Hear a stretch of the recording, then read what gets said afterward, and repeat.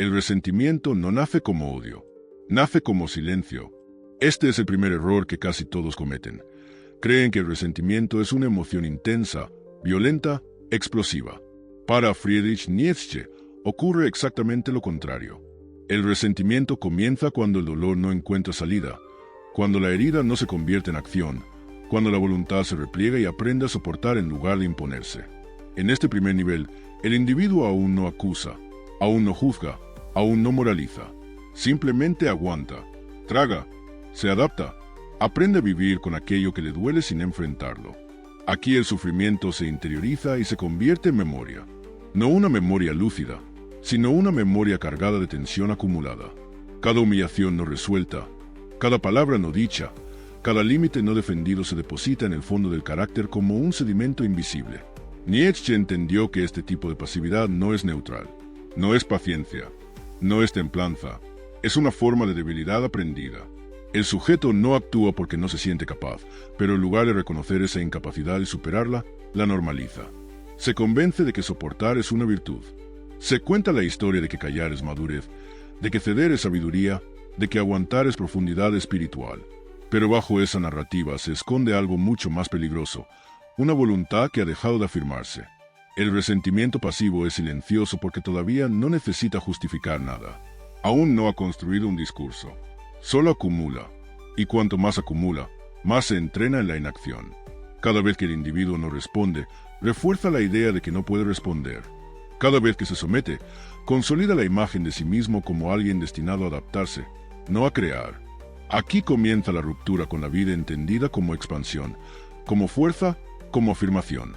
En este nivel, el dolor no se transforma, no se sublima en creación ni se descarga en confrontación. Se conserva, y lo que se conserva, fermenta. Nietzsche veía en esto el origen de la enfermedad del alma moderna. Hombres que no luchan contra lo que los hiere, pero tampoco lo olvidan. Hombres que viven hacia afuera con calma aparente, mientras hacia adentro crece una tensión muda que no encuentra salida. Lo más peligroso de este primer nivel es que pasa desapercibido. Desde fuera, el resentido pasivo parece funcional. Trabaja, cumple, se integra, incluso puede parecer moralmente correcto. Pero internamente ya ha ocurrido algo decisivo. La voluntad ha aprendido a replegarse. Y una voluntad que se repliega no desaparece, se deforma. Empieza a vivir en negativo, definiéndose no por lo que hace, sino por lo que soporta. Aquí todavía no hay odio explícito hacia el mundo, pero sí una relación dañada con él. El mundo deja de ser un campo de acción y se convierte en un espacio de resistencia. Todo cuesta, todo pesa, todo se vive como carga. El individuo no se siente creador de su destino, sino víctima de circunstancias que nunca enfrenta directamente. Este primer nivel es el terreno fértil de todo lo que viene después. Sin este silencio inicial, no existiría la comparación obsesiva, ni la moralización, ni la venganza, ni la negación de la vida. El resentimiento pasivo es la semilla. No hace ruido, no reclama atención, pero prepara el carácter para odiar sin saber todavía a quién y por qué. Nietzsche no advertía contra el sufrimiento. Advertía contra el sufrimiento que no se transforma. Porque cuando el dolor no se expresa como fuerza, comienza a buscar otra salida. Y esa salida, más temprano que tarde, será el resentimiento. Cuando el resentimiento pasivo ha hecho su trabajo, algo cambia de forma silenciosa pero decisiva. El dolor ya no se queda únicamente hacia adentro. Busca referencias, busca rostros, busca culpables indirectos. Así comienza el segundo nivel, el resentimiento comparativo. Aquí el individuo deja de mirarse a sí mismo como punto de medida y empieza a vivir a través de los demás. Para Friedrich Nietzsche, este paso es inevitable cuando la voluntad no se afirma. El hombre que no crea su propio camino necesita observar el camino ajeno, no para aprender, sino para medirse. Cada logro externo se convierte en un recordatorio íntimo de lo que no se ha hecho. Cada éxito de otro activa una herida previa que nunca fue resuelta en el primer nivel. En esta fase, el resentido ya no sufre solo por lo que le falta, sino por el hecho de que otros tengan. El problema deja de ser interno y empieza a proyectarse. No se pregunta qué no hice, sino por qué él sí. La comparación se vuelve constante, automática, corrosiva. El individuo vive en una contabilidad invisible donde siempre sale perdiendo. Lo importante es entender que este nivel no nace de la admiración. La admiración empuja hacia arriba. El resentimiento comparativo empuja hacia la amargura. No inspira, desgasta. El éxito ajeno no motiva, provoca. Se experimenta como una afrenta personal, como si el mundo estuviera repartiendo recompensas de forma injusta y deliberada. Aquí aparece un cambio psicológico profundo. El valor propio deja de ser interno. Ya no se construye desde la acción, sino desde la posición relativa. El resentido no necesita ser fuerte, solo necesita que el otro no lo sea tanto. No necesita avanzar, solo necesita no quedarse tan atrás. Esta lógica es devastadora porque convierte la vida en una carrera que siempre se pierde, incluso cuando se avanza. Nietzsche veía en la comparación constante una señal de decadencia espiritual. El individuo sano se mide contra lo que puede llegar a ser. El resentido se mide contra lo que otros ya son. Vive mirando de reojo, evaluando, calculando, acumulando pequeñas frustraciones que refuerzan la sensación de injusticia. Cada comparación fallida añade una capa más al resentimiento acumulado de primer nivel. En este punto, el dolor empieza a justificarse. Aparecen explicaciones internas. Tuvo suerte, nació con ventajas, no es tan bueno como parece. Todavía no hay una moral explícita, pero ya se prepara el terreno. El éxito ajeno necesita ser reducido para que la propia impotencia sea soportable. El resentimiento comparativo no busca la verdad, busca alivio psicológico. Este nivel es especialmente peligroso porque consume enormes cantidades de energía mental. El individuo vive atento a lo que otros hacen, tienen o consiguen. Su atención está secuestrada. Ya no dirige su fuerza hacia la creación, sino hacia la observación constante. Y observar sin actuar genera una tensión crónica que refuerza la sensación de inferioridad. Lo trágico es que cuanto más se compara, menos actúa. Y cuanto menos actúa, más razones tiene para compararse. El círculo se cierra. El resentimiento deja de ser una emoción puntual y empieza a convertirse en una forma de percepción. El mundo se ve como un escenario injusto donde otros avanzan y uno queda atrás. Nietzsche entendía que este estado prepara el paso siguiente, la necesidad de reinterpretar el mundo moralmente. Cuando la comparación ya no se puede soportar, cuando mirar al otro duele demasiado, el resentido necesita algo más fuerte que una excusa. Necesita una justificación moral. Pero antes de llegar ahí, el resentimiento comparativo cumple su función: desplazar la responsabilidad y erosionar lentamente la relación con la vida. Aquí el resentimiento ya no es solo silencio, es mirada torcida. Y esa mirada, una vez instalada, ya no vuelve a ser inocente. Cuando la comparación constante se vuelve insoportable, cuando mirar al otro ya no solo duele, sino que humilla, el resentimiento necesita dar un paso más. Ya no basta con explicarse el fracaso, ahora es necesario justificarlo. Aquí nace el resentimiento moral. Este es, para Friedrich Nietzsche, el momento más decisivo de toda la degeneración del espíritu. Cuando la debilidad deja de vivirse como carencia y comienza a presentarse como superioridad. En este nivel ocurre una inversión profunda de valores. El individuo no puede afirmarse en el mundo tal como es, así que reescribe el significado de lo que vale. Aquello que no puede alcanzar deja de ser deseable. Aquello que lo supera deja de ser admirable. La fuerza se convierte en brutalidad, la ambición en corrupción, el poder en inmoralidad. No porque lo sean en sí mismos, sino porque duelen al ser contemplados desde la impotencia. Nietzsche fue implacable con este punto. El resentimiento moral no busca justicia, busca consuelo. Es una estrategia psicológica para sobrevivir sin transformarse. En lugar de preguntarse qué falta, el resentido redefine el mundo para que su falta ya no importe. Así, la renuncia se convierte en virtud, la pasividad en bondad, la sumisión en pureza. El individuo no dice, no puedo, dice, no quiero.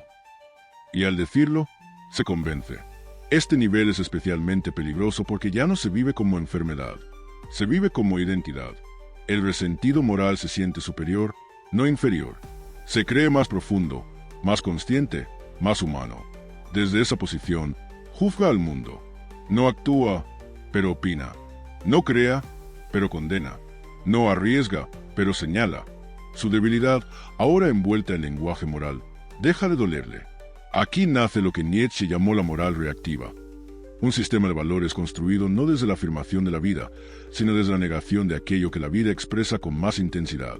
Todo lo que es fuerte, expansivo, afirmativo, se vuelve sospechoso. Todo lo que es contenida, dócil, resignado, se eleva a ideal. No porque engrandezca al ser humano, sino porque lo tranquiliza. El resentimiento moral necesita enemigos simbólicos. Necesita figuras a las que acusar, no para derrotarlas, sino para justificar su propia posición. El éxito ajeno ya no se explica por comparación, sino por corrupción. El dominio ya no es capacidad, sino abuso. La diferencia ya no es fuerza, sino injusticia. Así, el mundo se reorganiza para que el resentido siempre tenga razón, incluso cuando pierde. Lo más inquietante de este nivel es que bloquea toda posibilidad de transformación. Mientras el resentido pasivo aún sufre y el comparativo aún se frustra, el resentido moral ya se ha anestesiado. Ha encontrado una narrativa que le permite permanecer exactamente donde está sin sentirse culpable. No necesita cambiar, porque cree que el mundo es el que está mal.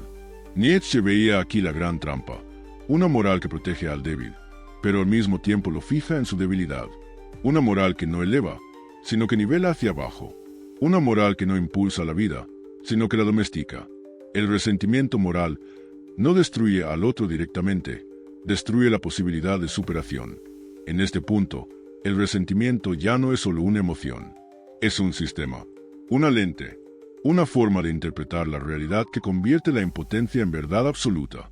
Y cuando eso ocurre, el siguiente paso ya no es juzgar en silencio. Es desear que el mundo que incomoda sea castigado. Cuando el resentimiento moral se consolida, ocurre una mutación peligrosa. Ya no basta con juzgar al mundo desde una supuesta superioridad ética. Ya no es suficiente condenar en silencio, reinterpretar valores o descalificar la fuerza ajena. El resentimiento exige algo más concreto, castigo. Así nace el resentimiento vengativo. Para Friedrich Nietzsche, este nivel revela el verdadero objetivo oculto de la moral reactiva. No elevar al débil, sino hacer caer al fuerte. Aquí la impotencia deja de esconderse tras conceptos abstractos. Se vuelve activa, pero no creativa. Es una actividad negativa, orientada no a construir algo propio, sino a destruir lo ajeno. El resentido vengativo no sueña con superarse, sueña con que el otro pierda. No desea crecer, desea que nadie destaque. La igualdad que persigue no es noble, es niveladora. No apunta hacia arriba, sino hacia abajo. En este nivel, el resentimiento encuentra placer. Un placer oscuro, silencioso, difícil de admitir. El resentido experimenta satisfacción cuando el exitoso fracasa, cuando el dominante tropieza, cuando el fuerte es humillado. No porque eso le acerque a su propio potencial, sino porque reduce la distancia que lo separa del otro. La caída ajena funciona como alivio psicológico. Por un instante, el mundo parece justo. Nietzsche fue brutalmente claro en este punto. La venganza del débil rara vez es directa. No ataca de frente porque no puede. Ataca esperando, interpretando, deseando.